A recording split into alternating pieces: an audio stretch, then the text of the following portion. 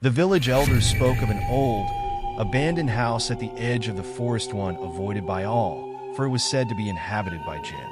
Whispers of strange occurrences and vanishing villagers echoed through the years.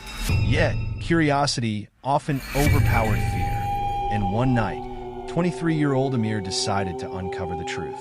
Armed with a lantern and a small bag of Sultan old protection charma, crossed the decaying threshold.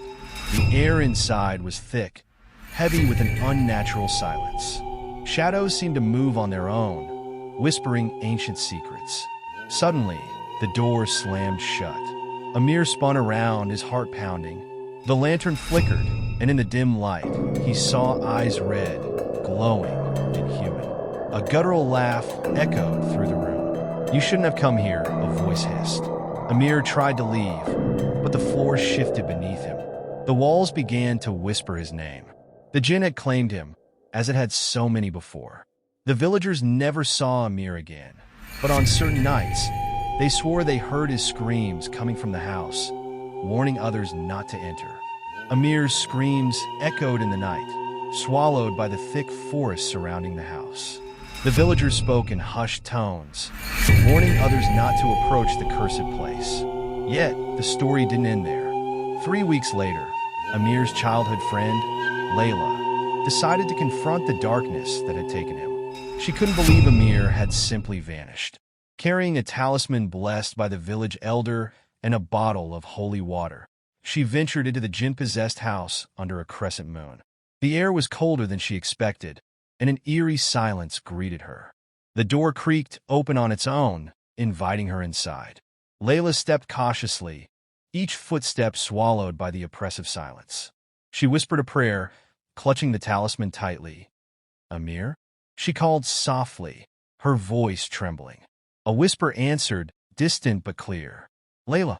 The voice sent shivers down her spine.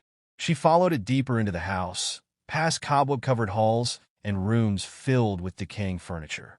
The whispers grew louder, overlapping in different voices, some crying, others laughing.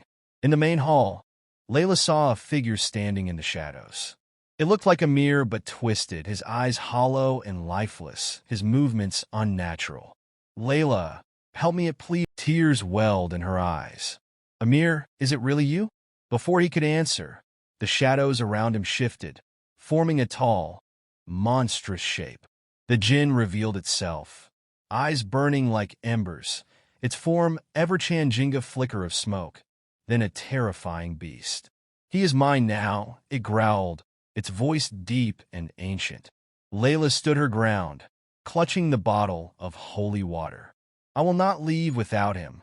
The jinn laughed, the walls vibrating with its sinister sound. "You are brave, but foolish."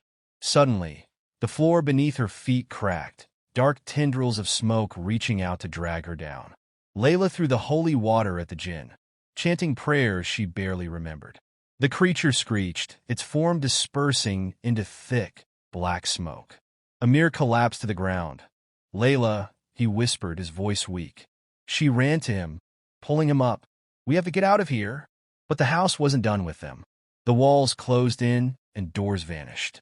The jinn's voice echoed around them. "You cannot escape. This house is my domain."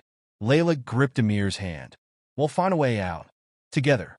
They ran through the shifting corridors, shadows chasing them. The house was alive, a labyrinth designed to trap souls forever. Would they escape, or would the jinn claim them both?